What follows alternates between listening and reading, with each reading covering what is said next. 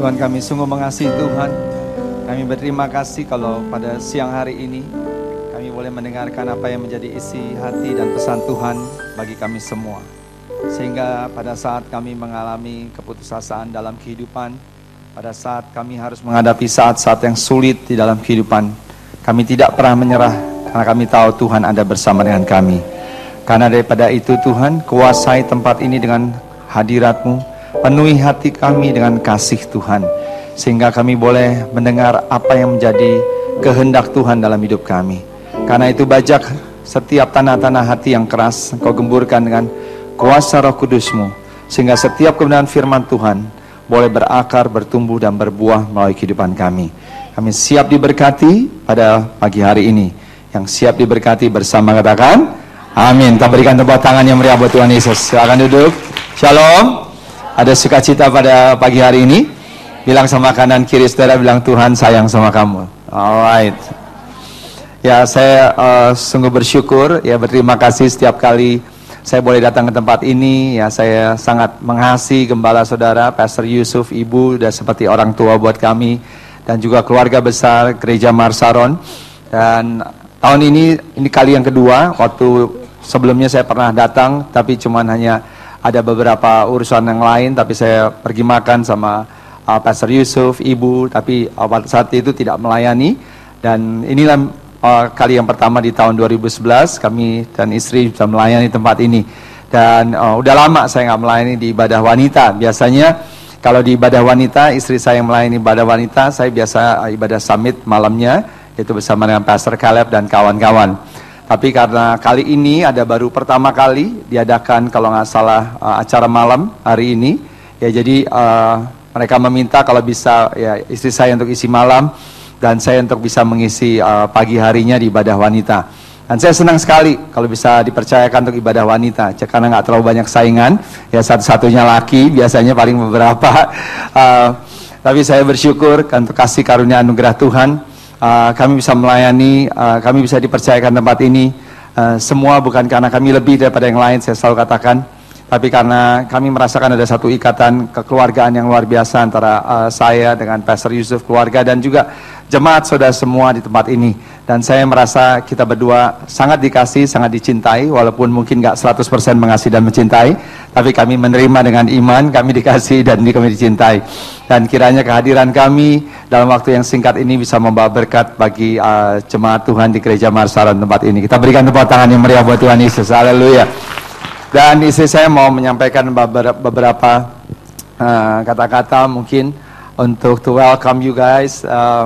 Mudah-mudahan nanti malam juga bisa ada jumpa lagi, bisa ketemu lagi di acara yang amazing ini. Ya, kita percaya bahwa acara yang pertama kali ini menjadi acara sesuatu yang sangat memberkati kita semua. Selamat pagi ibu-ibu terkasih, apa kabar hari ini? Darling, walaupun acaranya wanita, kamu satu-satunya yang paling ganteng, tapi di tetap acara pria juga kamu paling ganteng, percaya kata saya ya. Ibu-ibu, senang kembali bertemu dengan ibu-ibu semua ya. Dan juga nanti malam I cannot wait for tonight ya. Nggak bisa nunggu juga, sabar untuk ntar malam. Karena saya percaya nanti malam ada acara yang sangat luar biasa yang akan memberkati kita semua yang hadir nanti malam. Jadi pastikan hari ini ibu-ibu yang sudah datang ibadah pagi, pastikan datang lagi nanti malam, karena kita akan semakin diperlengkapi. Ada amin. Dan banyak di antara kita berkata demikian, aduh enak banget ya kalau jadi orang cantik. Aduh kalau dilahirin cakep tuh asik banget ya. Tapi kan kenyataannya mungkin tidak semua Tuhan berikan secara mata ukuran standar manusia tuh cantik-cantik. Sehingga banyak di antara kita berkata, aduh udah deh, kalau dia cantik sih oke, kalau saya lihat dong saya kayak begini jadinya segala macam. Tapi saya mau bilang saudara terkasih, apa artinya orang cantik tapi tidak disertai dengan kecantikan dari dalam ya? Itu seperti patung yang ada di butik-butik mahal, berdiri di depan cantik tapi nggak punya hati. Nah, mulailah dari hati kita. Waktu kita punya hati, dari dalam bisa memancar keluar. Jadi ibu-ibu jangan menyerah dan jangan berkata, lihat saya udah kayak begini. Saya mau katakan, kita semua di mata Tuhan cantik luar biasa. Banyak ibu-ibu yang mau operasi plastik, yang ke dokter mahal hanya untuk cantik. Tapi ternyata Tuhan sudah kasih obat buat kita tanpa kita harus keluar uang untuk bisa menjadi cantik. Ibu-ibu tahu nama obatnya apa?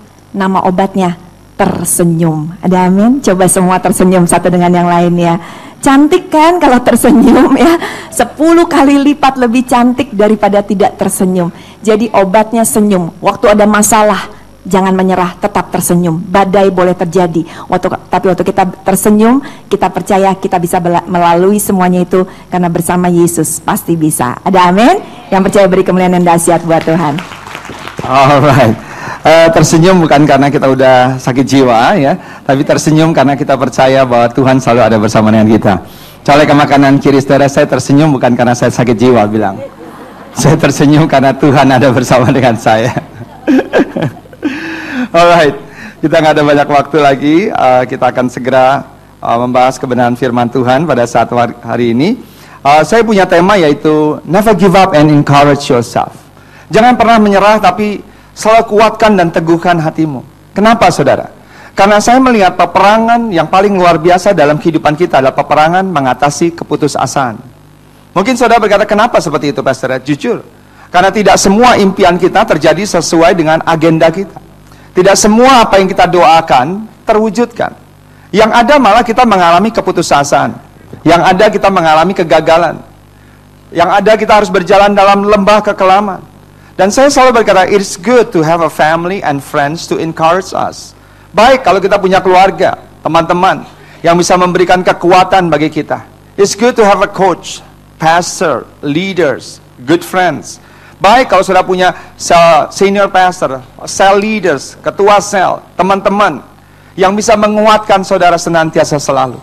Tapi yang saya mau bagikan hari ini adalah, kalau saudara selalu mau berkemenangan dalam hidup saudara, saudara tidak bisa selalu bergantung kepada mereka. Tetapi saudara harus belajar untuk menguatkan diri saudara sendiri. Karena kekuatan yang luar biasa adalah kekuatan yang berasal dari dalam. Saya bukan mengajarkan New Age teaching, tapi yang saya ajarkan adalah Tuhan ada bersama dengan kita.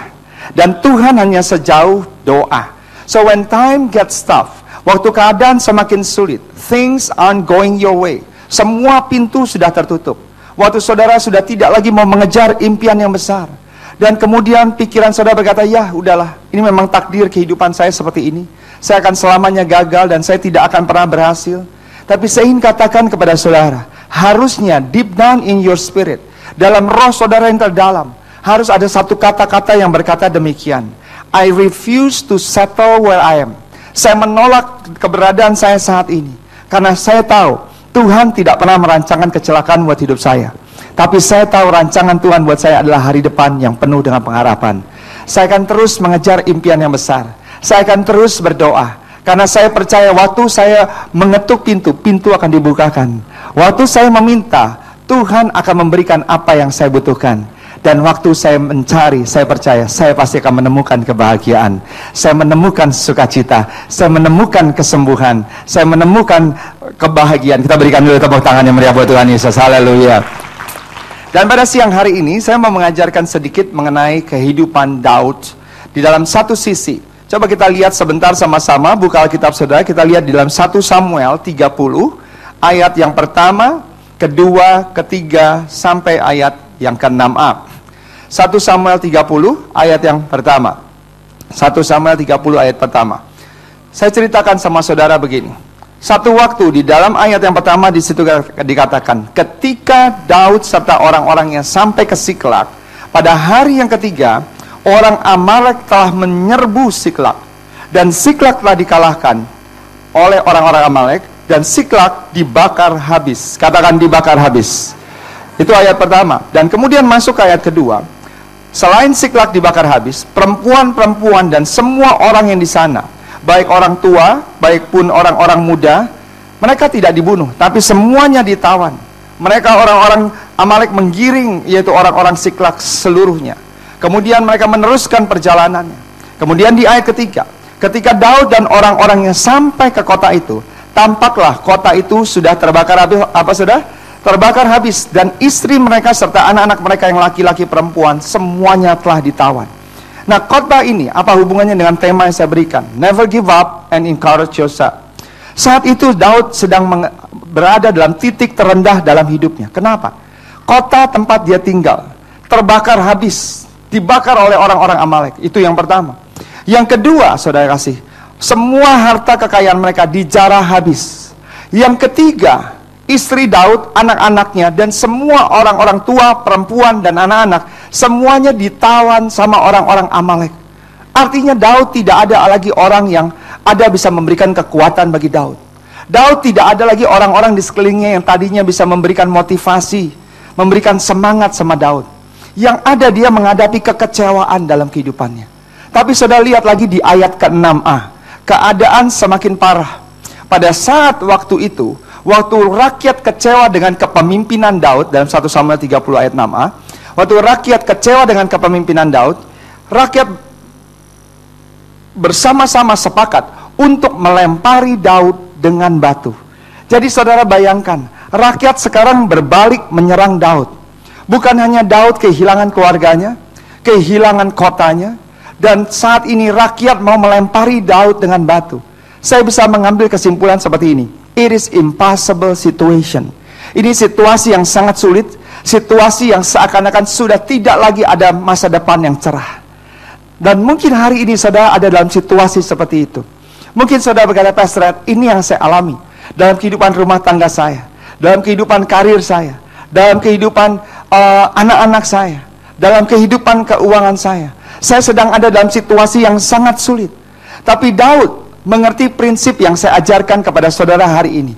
Kalau Daud bersandar dengan kekuatan orang-orang di sekitar dia, Daud tidak akan semangat, Daud pesimis, frustrasi, dan dia akan mengalami depresi berat, dan akhirnya dia akan mati dengan segala sakit penyakit. Tetapi Daud, saudara, kita lihat di dalam firman Tuhan 1 Samuel 30 ayat 6b, di situ dikatakan Daud menguatkan kepercayaannya kepada Tuhan Allahnya. Kita baca bersama-sama ayat 6b, 1, 2, 3. Tetapi Daud menguatkan kepercayaan, kita lebih keras lagi, kompak, 1, 2, 3. Tetapi Daud menguatkan kepercayaannya kepada Tuhan Allahnya. Saudara kasih, ini sangat penting buat kita semua. Salah satu rahasia kemenangan dan rahasia kesuksesan dari Daud, Daud tahu bagaimana mendapatkan kekuatan, bukan dari luar, tapi encouragement and strength from the inside. Kalau saudara selalu bersandar kepada orang-orang yang di sekeliling saudara, termasuk suami saudara, termasuk anak-anak saudara, termasuk teman-teman baik saudara, saudara bisa dikecewakan pada saat saudara membutuhkan kekuatan tersebut. Yang setuju katakan amin. Teman baik saudara, pada saat saudara membutuhkan kata-kata kekuatan, belum tentu dia ada buat saudara. Mungkin orang tua saudara, mungkin kakak saudara, mungkin adik saudara, mungkin ketua sel saudara. Pada saat saudara sedang mengalami masalah keuangan, sakit penyakit, masalah keluarga, bukannya dia tidak mau menolong saudara, tapi mungkin dia juga sedang mengalami masalah yang sama, atau dia mungkin mengalami masalah yang lebih berat. Tapi kita belajar hari ini, bukan bergantung dengan orang lain. Firman Tuhan berkata, terkutuklah orang yang mengandalkan manusia, tapi diberkatilah orang yang mengandalkan Tuhan. Bilang sama kanan kiri saudara, jangan pernah menyerah, bersandar kepada Tuhan. Dan saudara kasih, ini yang pertama, rahasianya yang pertama, strateginya. Daud menguatkan kepercayaannya kepada Tuhan Allahnya. Katakan sama-sama, semua 1, 2, 3, ikuti kata-kata saya. Katakan, saya tidak akan menyerah. Katakan, saya akan menguatkan kepercayaan saya kepada Tuhan Allah saya. Oh, kita berikan dulu tepuk tangan yang meriah buat Tuhan Yesus. Itu bagian yang pertama. Bagian yang kedua, rahasia kesuksesan Daud, pada saat waktu dia menguatkan kepercayaan kepada Tuhan Allahnya, dia mengingat hal-hal yang positif yang Tuhan pernah lakukan di dalam kehidupannya. Ini yang paling penting. Kalau saudara menguatkan kepercayaan saudara kepada Tuhan, tapi yang saudara ingat adalah hal-hal yang negatif. Bagaimana suami saudara melukai hati saudara, bagaimana keadaan dan situasi yang negatif yang sedang saudara alami, iman saudara tidak dibangkitkan.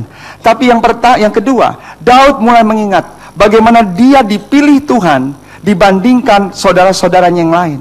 Ingat pada saat waktu itu, waktu Daud waktu Tuhan mau untuk mengirim, untuk mencari seorang raja, Daud yang terpilih.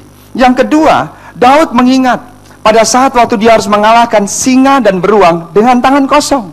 Daud tahu bukan karena kekuatan dia, tapi Daud tahu yang membuat dia bisa mengalahkan singa dan beruang Karena ada kekuatan Tuhan yang luar biasa.